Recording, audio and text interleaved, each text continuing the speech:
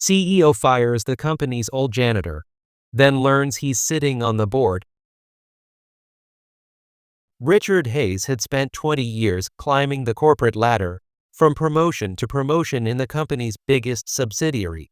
He worked late nights, sacrificed weekends, and outperformed competitors at every stage of his career. Now, at 42 years old, he had finally achieved what he believed he deserved. And yesterday, he had started as senior vice president at Arcadia Dynamics headquarters, one of the fastest-growing software companies in the country. The promotion came with a corner office at Arcadia Dynamics headquarters, a substantial salary increase, and authority over hundreds of employees. To Richard, it was proof that he belonged among the company's elite. But there was something Richard didn't understand. True leadership isn't revealed by how you treat powerful people. It's revealed by how you treat those who appear powerless. And on the morning that should have marked the beginning of the greatest chapter of his career, Richard Hayes made a mistake that would cost him everything.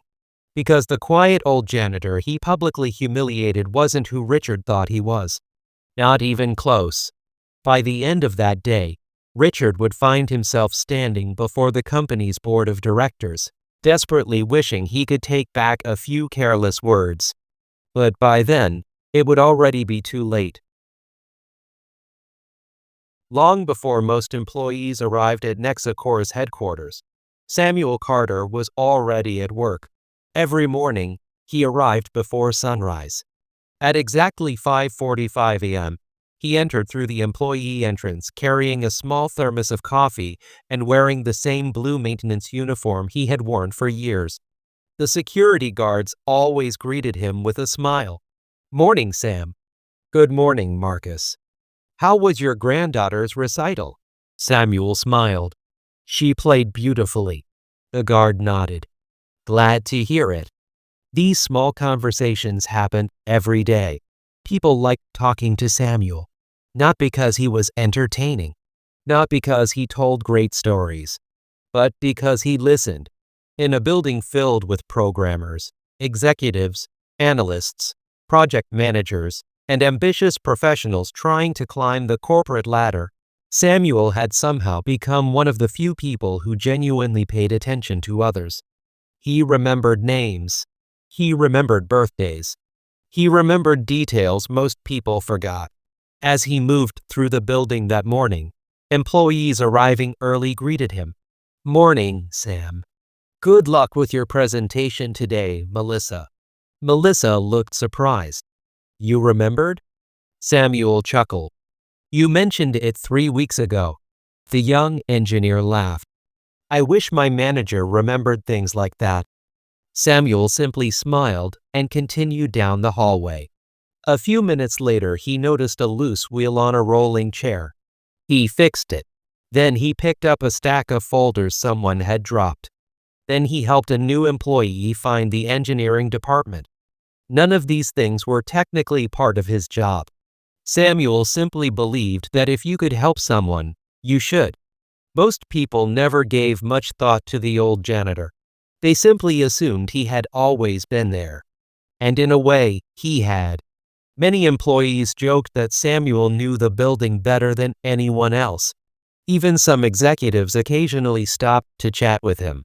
Not because they felt obligated, because they genuinely liked him. By 8 o'clock, the headquarters had become a hive of activity. Employees hurried through glass corridors carrying laptops and coffee cups. Meetings began. Phones rang. Conversations echoed across open workspaces. And through it all, Samuel quietly continued his work. A few floors above, however, another man was arriving. And unlike Samuel Carter, Richard Hayes wanted everyone to notice. A sleek black luxury sedan pulled into the executive parking area. The valet immediately recognized the vehicle. Richard stepped out wearing an expensive tailored suit and carrying a leather briefcase that cost more than some employees earned in a month. He paused briefly to admire the reflection of the headquarters in the building's glass exterior. This was his moment. His promotion had been announced company-wide the previous afternoon. For years he had competed with other executives for the position. Now he had won. As he entered the lobby, employees greeted him. Some smiled. Others looked nervous. Richard interpreted every glance as admiration. In reality, many people were simply trying not to attract attention. Richard had developed a reputation. He was intelligent. Extremely intelligent. No one questioned that. He consistently delivered results. His departments generated profits. Projects finished on schedule. Investors liked him. But there was another side to Richard Hayes. A side that employees discussed only in private. He could be dismissive, impatient, arrogant. He rarely remembered the names of support staff. He treated conversations as interruptions, and he believed that a person's importance could usually be measured by their title. As the elevator carried him toward the executive floor, Richard checked his reflection in the polished metal doors. Today was going to be perfect. At least, that's what he thought. Meanwhile, Samuel was replacing trash liners outside a conference room on that same floor. He hummed softly while working. The hallway was quiet. Most executives hadn't arrived yet. Samuel finished one container and moved his cleaning cart slightly to the side. Just then, the elevator doors opened. Richard stepped out while reading emails on his phone. Without looking where he was going, he walked directly toward the cleaning cart. At the last second he noticed it. He stopped abruptly. His expression immediately darkened. "Can somebody move this thing?" The hallway fell silent. Samuel looked up. "Oh, I'm sorry." He gently rolled the cart aside. Richard barely acknowledged him. Instead, he walked past as if the older man didn't exist. "No thank you." No smile. Nothing. Samuel simply returned to work. A younger employee who had witnessed the exchange shook her head. Some people never learned manners. Samuel chuckled softly. Everyone has difficult mornings. The employee frowned. "You're a better person than I am." Samuel smiled and continued cleaning. But from the other end of the hallway, Richard glanced back. He had noticed something that bothered him. The employees seemed comfortable around the janitor. Too comfortable. They stopped to chat. They smiled at him. Some even sought him out. Richard didn't understand it. To him, support staff existed to perform support functions. Nothing more. And although he couldn't explain why, the sight irritated him. He didn't realize it then, but that small irritation was about to grow into something much larger. Something that would eventually place his entire career in jeopardy. And before the day was over, Richard Hayes would discover that the man he considered insignificant was far more important than he could have imagined. Over the next few days, Richard Hayes found himself noticing Samuel Carter more and more. At first, it was merely irritation. The old janitor seemed to be everywhere.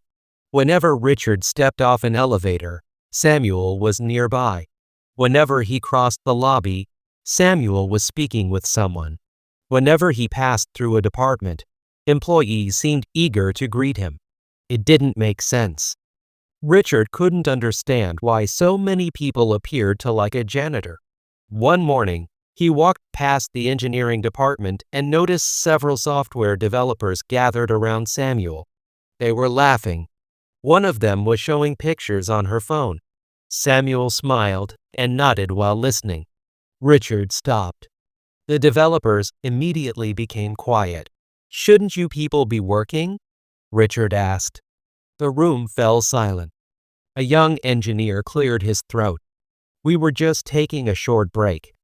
Richard's gaze shifted to Samuel. "And you?" Samuel looked up calmly. "Yes, sir? Don't you have floors to clean?" The room grew uncomfortable. Samuel simply smiled. "I do." "Then perhaps you should focus on that." "Of course." Without argument, Samuel picked up his supplies and walked away. The developers looked embarrassed. Richard felt satisfied. Finally, someone had reminded the janitor where he belonged. Or so he thought. The following week brought another encounter. Richard was preparing for an important presentation. Several investors would be attending. Everything needed to be perfect. As he entered a conference room early that morning, he found Samuel adjusting a loose cable beneath the presentation screen. Richard sighed. "What are you doing in here now?" Samuel stood. "The projector wasn't working correctly. Facility should handle that." Samuel nodded. "They asked me to take a look." Richard glanced at his watch. "Well, you're finished now." "Yes, sir." Samuel quietly left the room. 2 hours later, during the investor presentation, the equipment worked flawlessly. Richard never considered who had fixed it. He simply assumed everything had functioned as it should. By now, however, a pattern had begun to emerge. Whenever something went wrong in the building, Samuel somehow helped solve it. A jammed door, a broken chair, a malfunctioning screen, a lost employee, a nervous intern. Somehow Samuel always seemed to appear.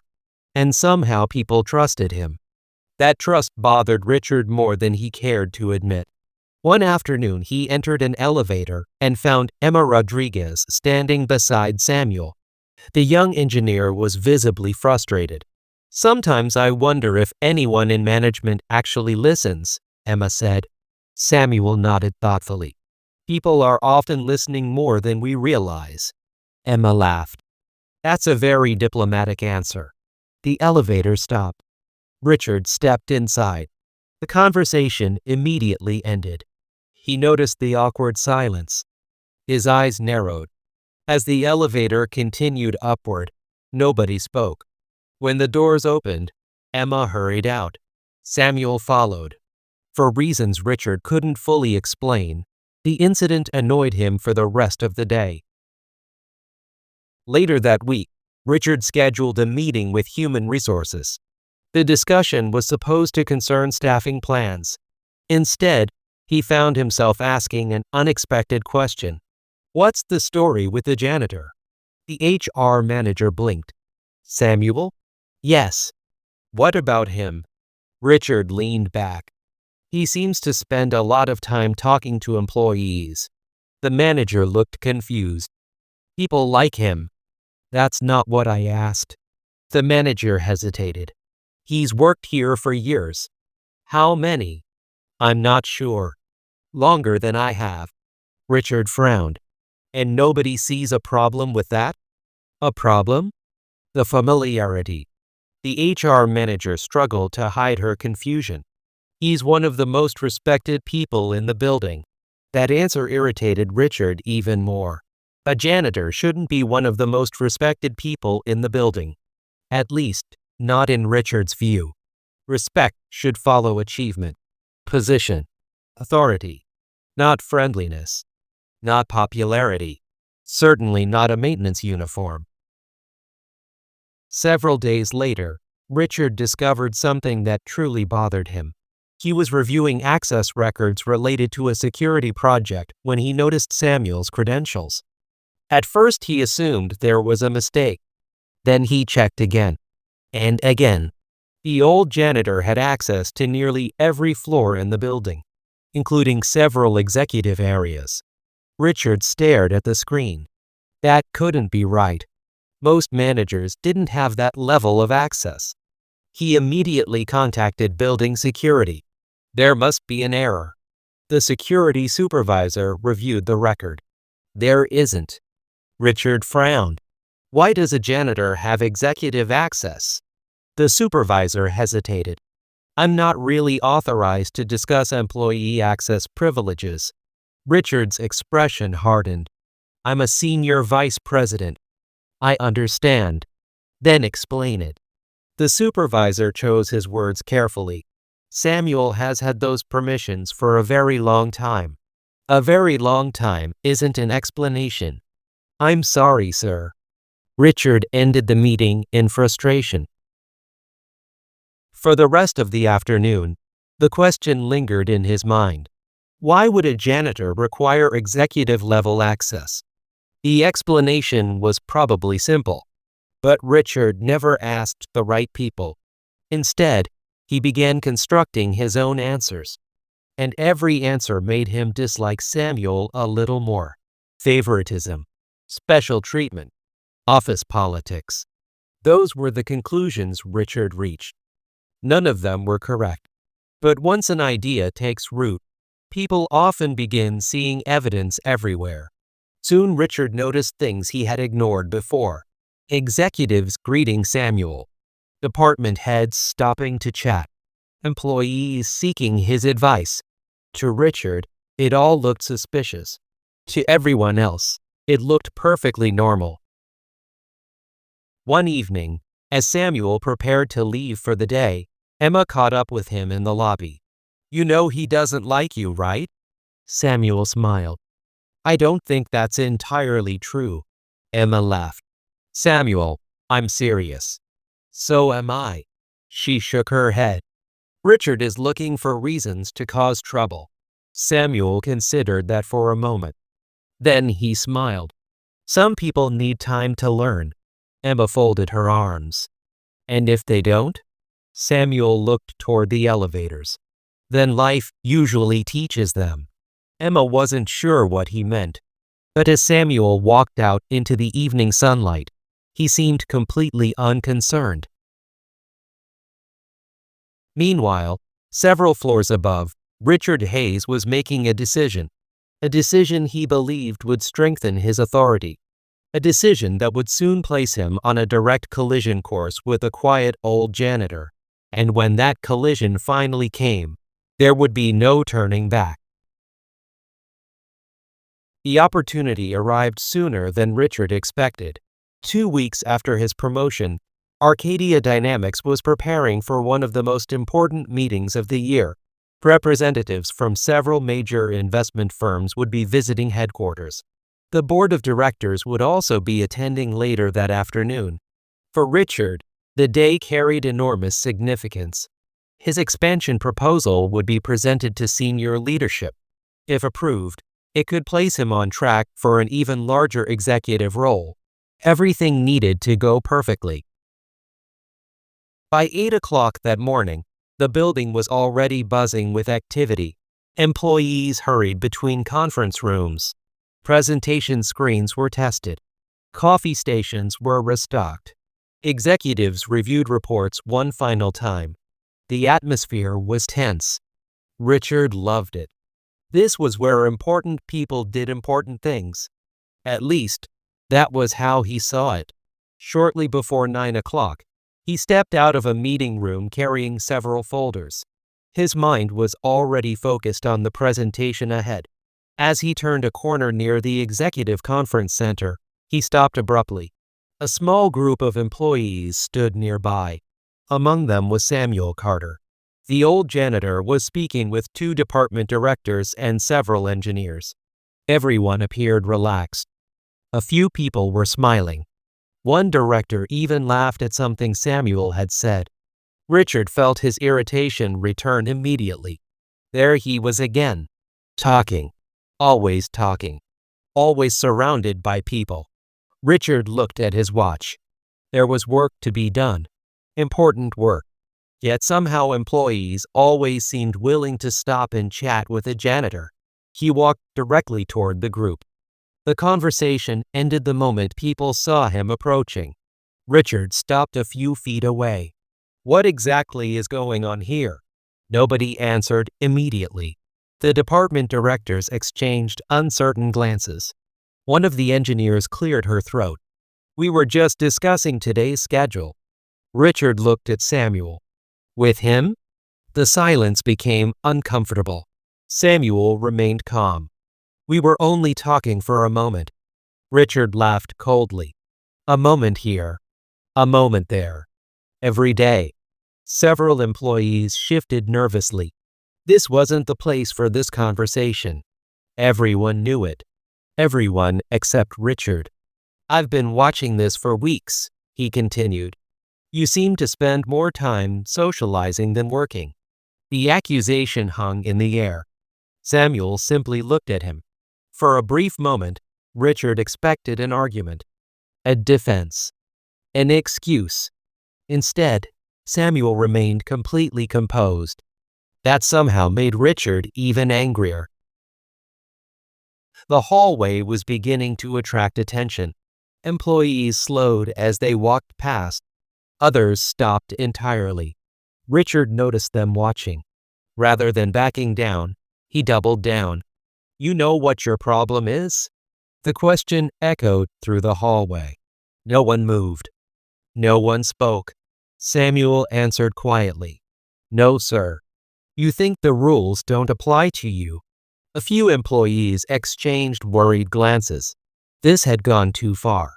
Richard pointed toward the cleaning cart parked nearby. "Your job is cleaning floors." His voice rose. "Not wasting company time." A young engineer stepped forward. "Sir," Samuel wasn't. Richard turned immediately. "Did I ask for your opinion?" The engineer stepped back. Silence returned. Samuel looked toward the young employee, then back to Richard. "It's all right." The words were calm, almost reassuring. Richard misinterpreted them completely. He saw submission, weakness, proof that he was in control. What he didn't see was the growing discomfort on the faces around him. People weren't impressed. They were embarrassed. Embarrassed for him. But Richard never noticed. He was too busy performing, too busy proving authority, too busy enjoying the feeling of power. Finally, he pointed toward the elevators. "I've had enough." The hallway became completely silent. Samuel waited. Richard continued. "I've received complaints." That wasn't entirely true. "I've seen repeated disruptions." That wasn't true either. "And frankly, I'm tired of the distractions." Several employees looked shocked. Even Samuel appeared mildly surprised. Not frightened. Just surprised. Richard took a step forward. "As of this moment, you're done." The words seemed to hang in the air. Nobody moved. Nobody breathed. For the first time all morning, Richard felt completely certain of himself. This would solve the problem. The janitor would leave. Employees would focus on work. Order would be restored. Everything would improve. At least in his mind. Samuel looked at him quietly, then asked a simple question. "Are you sure that's what you want to do?" The question should have made Richard pause. It should have made him wonder. Instead, he interpreted it as a challenge. "Absolutely." Samuel nodded slowly. "I understand." That response felt strangely unsettling. Richard couldn't explain why. But before he could think about it further, he noticed security approaching. Someone had apparently called them after hearing raised voices. 2 guards entered the hallway. The moment they saw Samuel, both men looked confused. Then they looked at Richard. Then back at Samuel. The older guard frowned. "Is there a problem?" Richard answered immediately. "Yes." He pointed toward Samuel. "This employee is no longer authorized to be here." The guards didn't move. For several seconds, nobody said anything. The older guard seemed uncertain, almost uncomfortable. Richard's patience vanished. "Did you hear me?" The guard nodded slowly. "Yes, sir." Richard gestured toward Samuel. "Escort him out." The request seemed to surprise everyone, including the guards. Samuel simply picked up his thermos. Then he reached for a small personal bag resting beside the cleaning cart. No anger, no argument, no protest. Nothing. He looked at the security guards and offered a reassuring smile. "It's all right." The older guard looked genuinely troubled. Samuel then turned toward the gathered employees. Many looked stunned. Emma Rodriguez stood near the back of the crowd. Her face reflected disbelief. Samuel noticed her expression. It's going to be all right. Those words somehow made the situation feel even stranger. Richard couldn't understand why everyone looked so uncomfortable. After all, he had won. Hadn't he? Samuel gave a small nod to the security guards. Then he quietly walked toward the elevators. The crowd slowly parted. Nobody spoke. Nobody celebrated. Nobody looked relieved. For reasons Richard couldn't explain, it felt less like a victory and more like a funeral. But he pushed the thought aside. He had more important things to focus on. His presentation, his promotion, his future. As the elevator doors closed behind Samuel Carter, Richard felt certain he would never see the old janitor again. It was a belief he would come to regret before the day was over. Because only a few hours later, Richard Hayes would walk into the most important board meeting of his career. And there, waiting on the other side of a set of polished oak doors, was a surprise that would change everything. For the first time in weeks, Richard Hayes felt completely at ease. The janitor was gone. The disruption was gone. The distraction was gone. Now all that remained was opportunity. As he adjusted his tie in the reflection of the executive conference room doors, he allowed himself a small smile. Today was going to be his day. The board would hear his proposal. Senior leadership would see his vision. And a seat on the board of directors he had worked toward for years would finally be within reach. The large boardroom occupied the top floor of Arcadia Dynamics headquarters. Floor-to-ceiling windows overlooked the city skyline. A polished oak table stretched through the center of the room. At one end sat the chairman's seat. At the other, a large presentation screen displayed the Arcadia Dynamics logo. Richard entered confidently. Several board members had already arrived. Some reviewed reports. Others chatted quietly. Richard recognized most of them. He greeted them politely. A few returned his greeting. Others seemed distracted. The chairman, David Collins, sat near the far end of the table. As always, he appeared calm and unreadable. Richard respected him. The man had guided Arcadia Dynamics through 2 decades of growth and uncertainty. If David Collins approved of someone, their future was usually bright. Richard intended to earn that approval. One by one, the remaining board members arrived. The meeting began. Financial reports were reviewed. Project updates were discussed. Several routine votes took place. Richard waited patiently. His presentation was scheduled near the end. Finally, David Collins looked up from his notes. "Mr. Hayes." Richard straightened immediately. "Yes, sir. The board is ready." Richard stood. A remote control clicked in his hand. The presentation screen illuminated. Over the next 40 minutes, he delivered what he believed was the strongest presentation of his career. Growth projections, market expansion, acquisition opportunities, future development strategies. Everything flowed perfectly. Board members listened attentively. Several took notes. Others nodded along. By the time he finished, Richard felt confident. Very confident. The room remained silent for several moments. Then David Collins smiled slightly. "Thank you, Richard." The chairman glanced around the table. A great deal of work clearly went into this proposal. Richard felt a surge of satisfaction. Exactly what he had hoped to hear. Then David continued. "Before we discuss the matter further, however, there is one board member who has not yet arrived." Richard frowned slightly. He quickly counted the people around the table. Everyone seemed present. At least everyone he expected. David checked his watch. He should be here shortly. A few board members exchanged knowing smiles. Richard noticed them. Something felt unusual, but he couldn't identify what. Several minutes passed. Then there was a knock at the door. The room immediately became quiet. David smiled. Perfect timing. Richard turned toward the entrance. The door opened. At first he didn't understand what he was seeing. An older man entered carrying a leather folder. His gray hair was neatly combed. His dark suit was simple but elegant. For a brief moment, the face seemed familiar. Then Richard's stomach dropped. Samuel Carter. The room suddenly felt smaller. Richard stared. His mind struggled to process the image before him. The old janitor walked calmly into the boardroom. Not as a guest. Not as maintenance staff.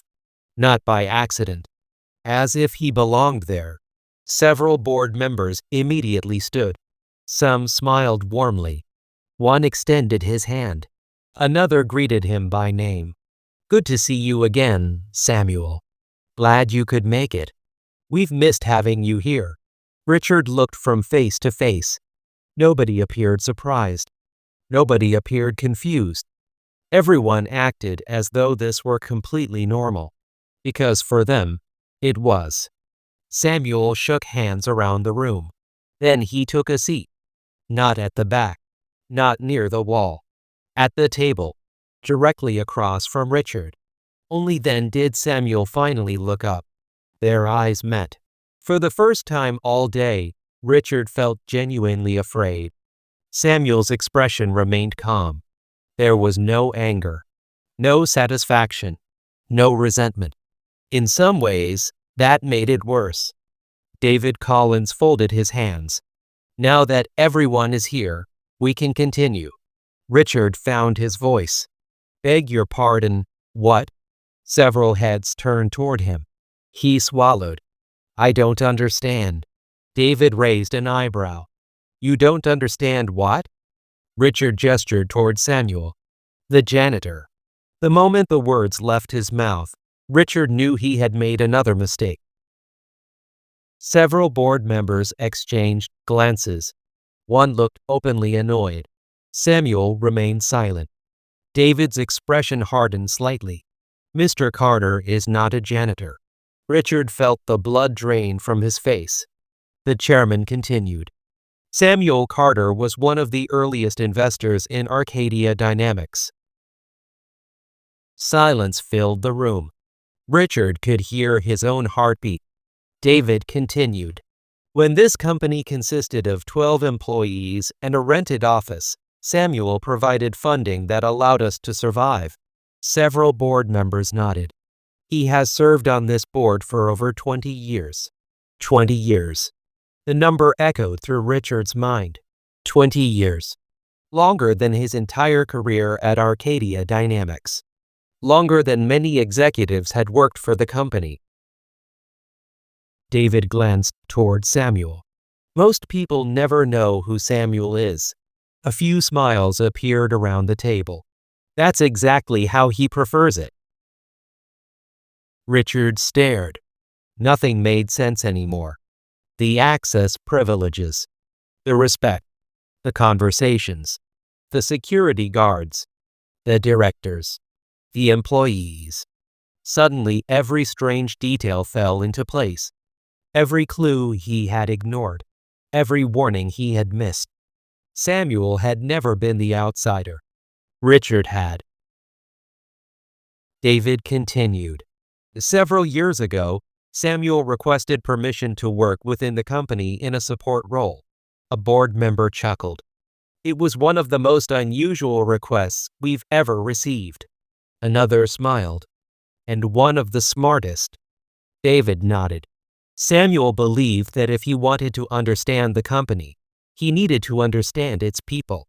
The chairman looked directly at Richard. And people behave very differently around someone they think has no power. The words landed like a hammer.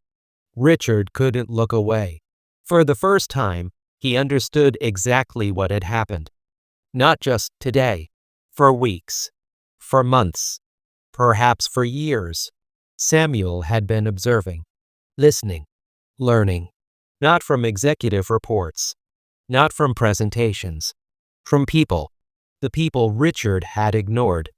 The people Richard considered unimportant. And suddenly Richard realized something even worse. The firing, the public humiliation, the security guards, the witnesses. Every single detail had happened in front of employees. Employees who respected Samuel.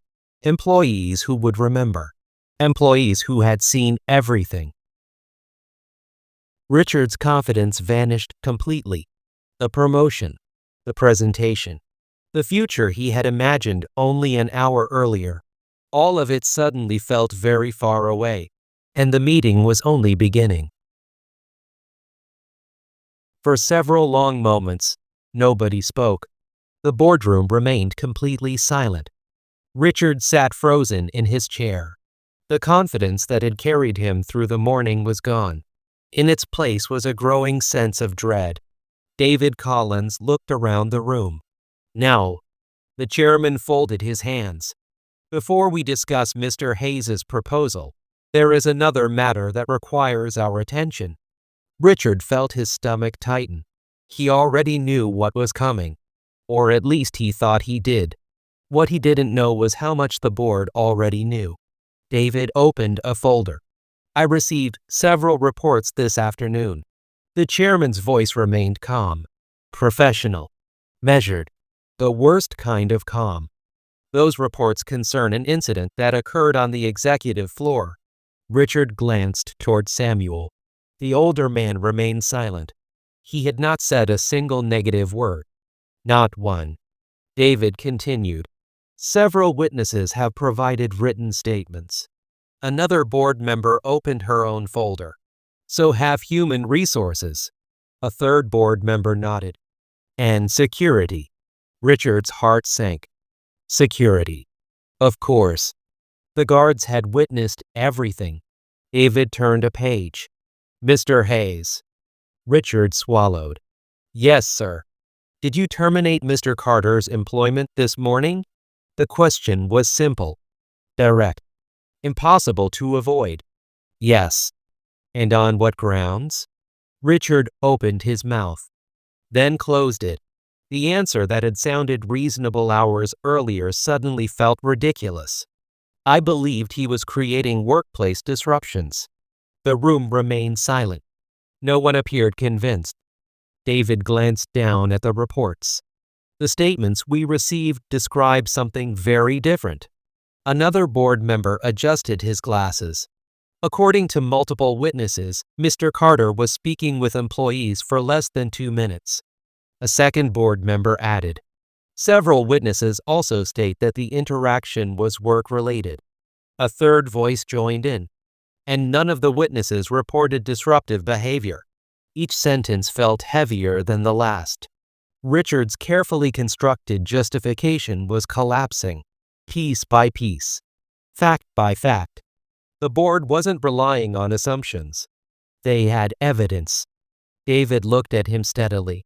Mr. Hayes, did you conduct any formal review before terminating an employee who had served this company for years? No. Did you consult human resources? No. Did you review his personnel file? No. Did you seek approval from anyone? No. Each answer made the room feel smaller. Richard could almost feel the board's opinion changing, not because of Samuel, because of his own actions. Finally, David closed the folder. The sound echoed softly through the room. Then something unexpected happened. Samuel spoke. For the first time since entering the boardroom. His voice was calm, almost gentle. I don't believe this meeting should be about me. Several board members looked surprised. Richard certainly was. Samuel continued. The issue isn't whether Richard knew who I was. The room listened carefully. The issue is what happens when leaders believe some people matter less than others. No one interrupted. No one looked away. Because everyone knew he was right. Samuel wasn't describing one incident. He was describing a mindset. A way of viewing people. A way of leading. And everyone in the room understood the difference. Samuel looked toward Richard.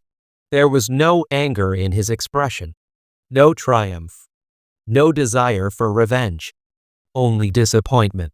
And somehow that felt worse. Position creates authority, Samuel said quietly, but character creates leadership. The room remained silent. Richard lowered his eyes. For perhaps the first time in his professional life, he had no defense, no argument, no explanation, only consequences. David allowed several moments to pass. Then he turned toward the board. I believe we've heard enough. Several members nodded. The chairman looked toward Richard one final time. Your proposal will not move forward today. The words landed immediately. Months of preparation. On. Years of ambition. Laid. But that wasn't all. David continued. Effective immediately. Your executive authority is suspended pending a full review. Richard looked up sharply. The board had already made its decision. Not out of anger. Not because Samuel demanded it. Because Richard had demonstrated something important. Something none of them could ignore. He could not be trusted with power. The vote was nearly unanimous. Only one board member abstained. When it was over, Richard sat silently in his chair. The meeting continued around him, but he barely heard any of it. Everything he had worked toward had slipped through his fingers, and nobody else had caused it. Not Samuel, not the board, not the employees. Him. Only him. The realization was impossible to escape.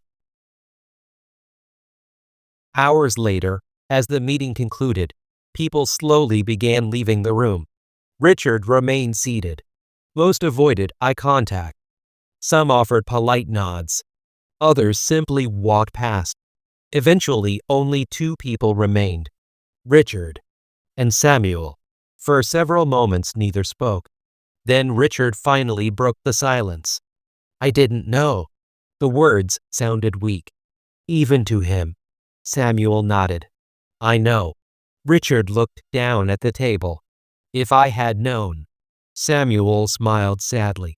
That's exactly the problem. The words hit harder than anything else that day, because they were true. If Richard had known, if Samuel had been powerful, if Samuel had been important, everything would have been different. And that was the lesson. Samuel stood, gathering his folder, preparing to leave. Before reaching the door, he paused. Then he turned back. You know, Richard. Richard looked up.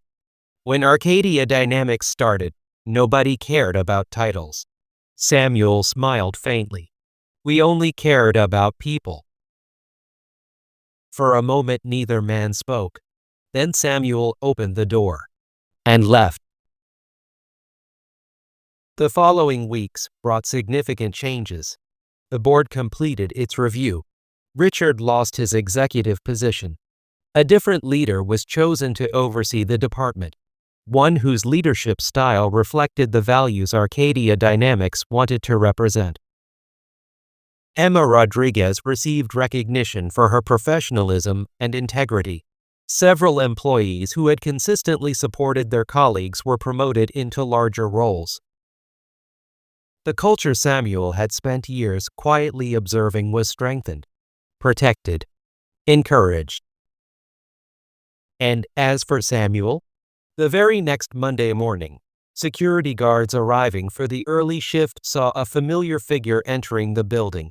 Blue maintenance uniform, small coffee thermos, gentle smile. Morning, Sam. Samuel smiled. Morning. One guard laughed. You know you don't have to do this anymore. Samuel looked around the lobby. Employees were beginning to arrive. Conversations were starting. A new week was beginning. Then he smiled. Actually, he adjusted the strap of his bag. I think this is still the best seat in the company. And with that, Samuel Carter returned to work. Not because he needed the job, but because he understood something many leaders never learn. The best way to understand people is to never stop seeing them.